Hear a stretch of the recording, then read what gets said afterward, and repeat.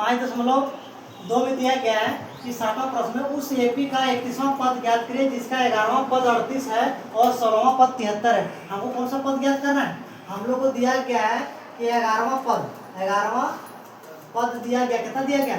38, और हम लोग को 31वां पद भी दिया गया, 31वां पद ज्ञात करना, 16वां पद भी दिया गया, 16वां पद भी दिया गया 73।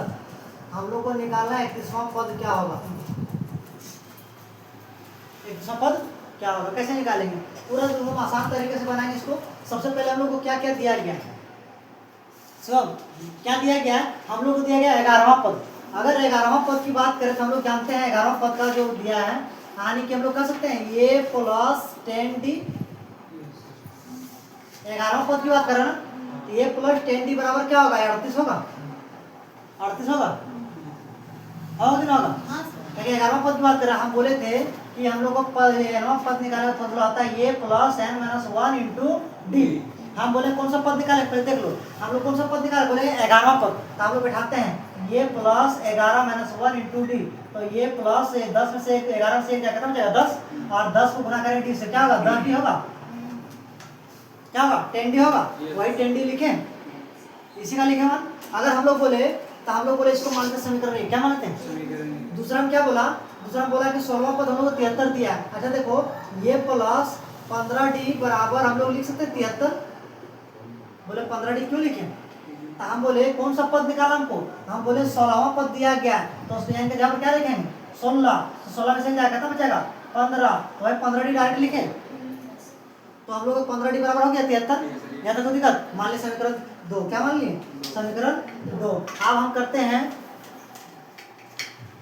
कि समीकरण 2 में से एक को घटाने पर आप जो समीकरण 2 में समीकरण 1 घटा दे। पहले देखो इधर देख लो, समीकरण 2 क्या है? a + 15d बराबर है 73, और हम लोग का समीकरण 1 है a + 10d बराबर है 38। इसको क्या करना है? घटाने पर। इसको घटा देते हैं।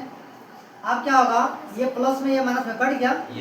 15d में से 10d जाएगा, खत्म हो जाएगा, 5d बचेगा बराबर 73 में से 38 जाएगा, 13 में से 8 जाएगा, बचेगा 5, बचा 6 में से 3 जाएगा, खत्म हो जाएगा 3। आप देखो 5 का पारा 35 के बार बचेगा 7 बार में। d का मान कितना निकला? 7।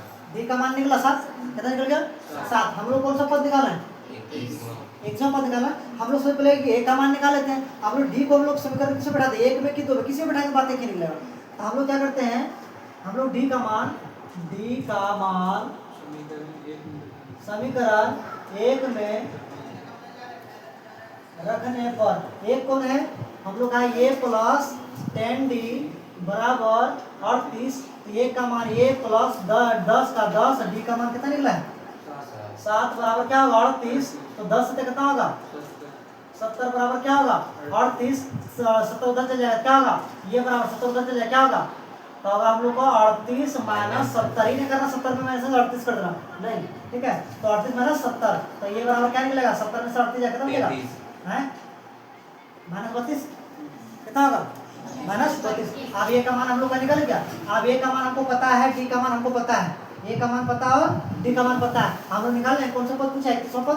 तो हम लोग को ये 31 का मान निकालना है, ये 31 का मान निकालना है। तो 31 का मान निकालने के लिए क्या करेंगे? हम लोग जानते हैं फॉर्मूला आता है a + n - 1 × d। तो हम लोग को कौन सा पद निकालना है? तो a का मान कितना दिया है? -32 प्लस n का मान कितना दिया है? कौन सा पद निकालना है? 31वां। तो 31 - 1 और उन्हें d का मान कितना दिया है? 7।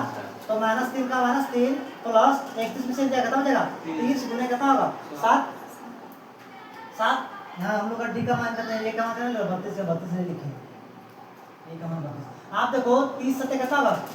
28, 210 होगा, -32 प्लस 210। अब 32 में 210 में 32 घटाओ, 210 में से 32 घटाओ, 210 में से 32 को घटा देते कितना बचेगा? 8 बचा मेरा कितना? 10 में से 2 7 और यहाँ बचा कितना? 178। कितना बचेगा?